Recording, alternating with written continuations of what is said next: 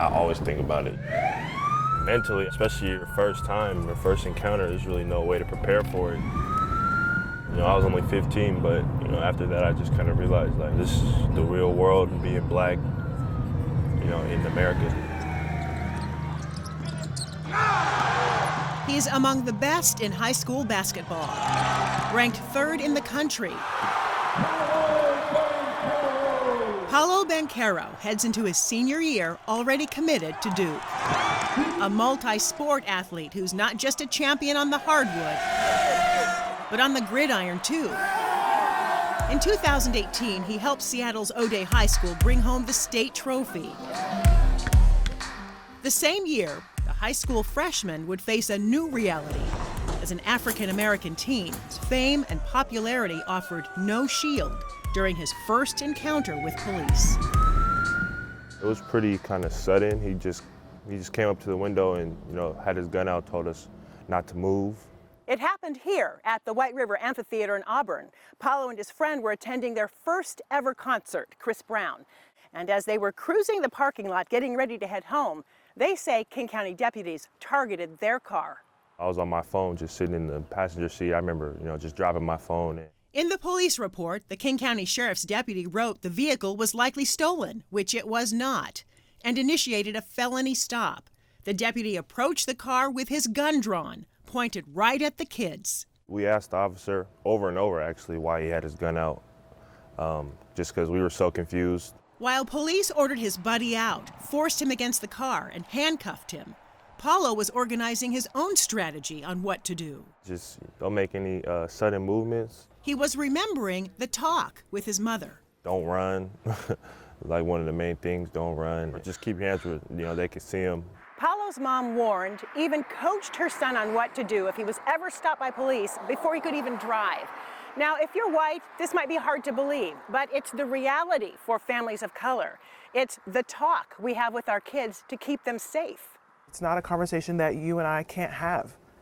We have to have that it is tantamount to their survival. Here is the critical question about that night. Were Paolo and his friend racially profiled? We don't know. King County doesn't keep data on the race of people stopped. Neither do the Seattle or Tacoma police departments. It is not required by law. The safety of these boys on that night was predicated on their decision-making as inexperienced teenagers, as opposed to the decision-making of trained officers, who I don't think needed to draw the weapon. Paolo's dad, Mario Banchero. Do you think, Dad, that this would have happened if those boys were white in a car at the amphitheater? Not at all. I just don't. Statistics back up Mario's feelings. The Stanford Open Policing Project found Washington State Patrol troopers during a traffic stop are far more likely to search blacks, Hispanics, and especially Native Americans than whites. America then painted this picture of the black person, especially the black male, that he's a threat. Eldridge Rakasner of Bellevue is a former NBA player and UW Hall of Famer. Eldridge Rakasner for 3. And just like with Paolo, star athlete status has not protected him from police stopping him repeatedly. Being black in America, it's a challenge and it's stressful. I'm tired. I'm tired of turning on the TV seeing unarmed black men just getting shot down like animals. Eldridge and his wife Karen are the parents of 4, 3 girls, and Manny, their only boy. For a black person, when your son turns 16, you got to have that talk, and it's heartbreaking. We're talking about an organization that's supposed to protect and serve, but we're teaching our kids how they got to act a certain way so they don't end up dead. And that's horrifying.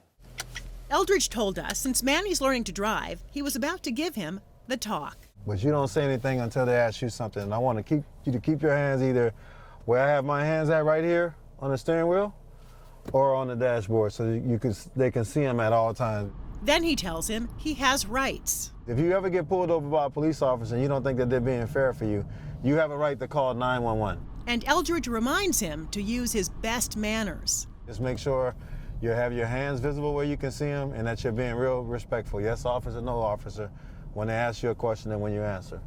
All right, buddy, bud, we're gonna let you jump in the driver's seat. Come on. And you also have a right to video the police officer. If you feel like it's a situation where he's asking you to step out of the vehicle because he wants to get confrontational, you just say, no, sir, I'm calling 911 and I'm asking for another officer. Especially with the recent high-profile events, Manny says he's taking the talk to heart. I see people on the news, black people, black men, getting killed for no reason, and I don't want to be like them.